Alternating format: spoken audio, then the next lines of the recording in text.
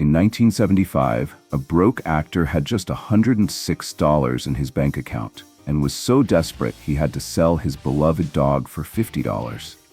Less than 2 years later, he was standing on the Academy Award stage, accepting an Oscar nomination for a movie that would change cinema forever. This is the incredible true story of how Sylvester Stallone wrote and fought for Rocky, refusing to give up on his dream even when Hollywood tried to knock him out.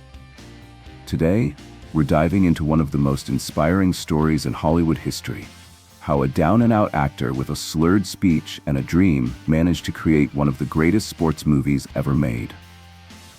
Picture this: New York City, early 1970s. A young Sylvester Stallone is sleeping at the Port Authority bus terminal because he can't afford rent. He's taking any acting job he can get, appearing as an extra in dozens of films, sometimes for as little as $10 a day. But nobody wants to give him a major role. They say his face looks too strange, his speech is too slurred, he's not the leading man type. But Stallone refused to give up. He started writing scripts in his free time, sometimes spending 20 hours a day typing away. He wrote screenplay after screenplay, but nobody wanted them either.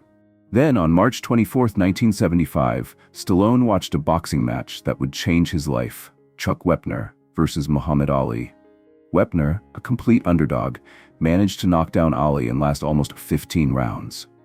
That night, Stallone went home and wrote for 20 straight hours. In just 3 days, he had the first draft of Rocky. But here's where it gets interesting. Producers loved the script and offered him $350,000 for it. That's about $1.7 million in today's money. There was just one catch. They didn't want Stallone to play Rocky. They wanted a proven star like Ryan O'Neal or Burt Reynolds.